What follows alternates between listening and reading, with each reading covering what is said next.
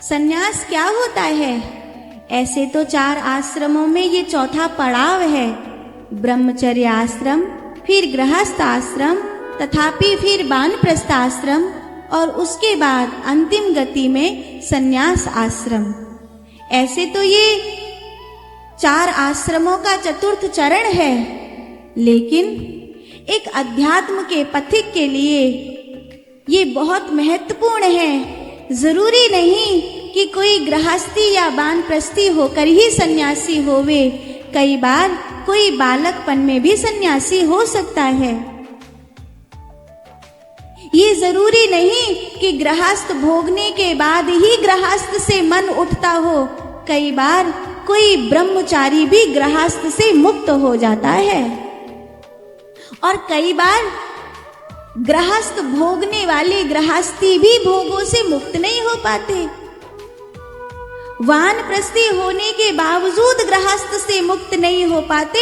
बुढ़ापे में ये सवाल पूछते हैं कि महाराज जी, आपने जो तुलसी की कंठी दी है, आपने जो रुद्राक्ष की कंठी दी है, वो हम गृहस्थ होते हुए पहन सकते हैं कि नहीं पहन सकते?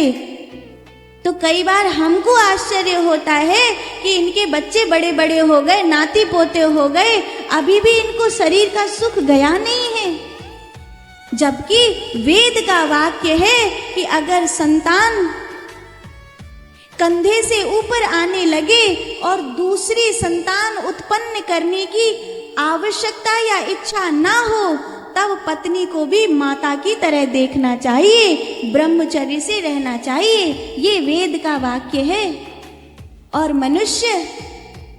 मनुष्य तो इतना नीच हो गया है कि अपने बेटों के भी बेटे हो गए हैं, फिर भी ब्रह्मचर्य को धारण नहीं कर रहा है। ऐसे में ये कैसे कह सकते हैं कि कभी उसे सन्यास प्राप्त होगा भी या नहीं? क्योंकि अभी तो वो वानप्रस्थी भी नहीं बना, सन्यासी कहां से बनेगा? और आधी दुनिया तो सन्यास से डरे बैठी है। आधी दुनिया सन्यास से डरे बैठी है। इतना डर है लोगों को सन्यास का कि अगर ये पता चल जाए कि मेरे घर में से कोई सन्यासी हो रहा है, तो लोग 9 आंसू रोने लगते हैं कि हाय बेचारो सन्यासी है रे। इतना डर है लोगन ने सन्यास को।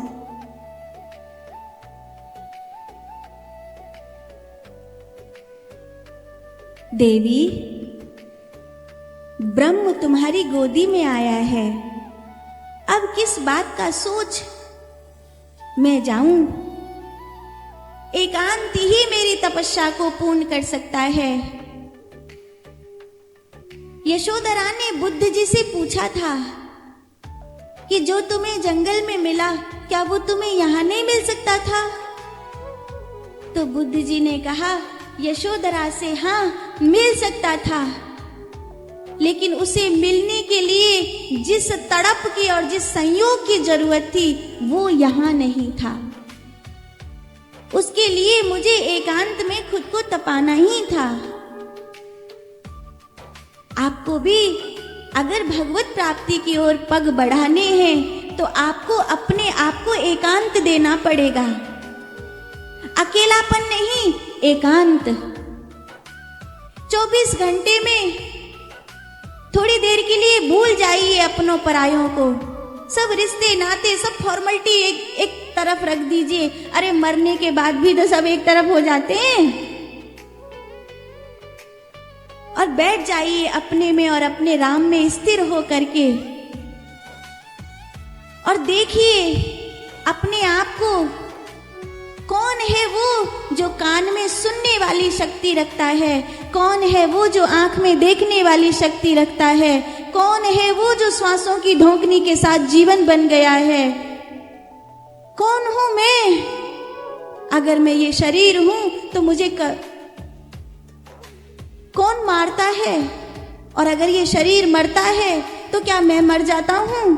अगर मैं नहीं मरता हूं तो वो कौन है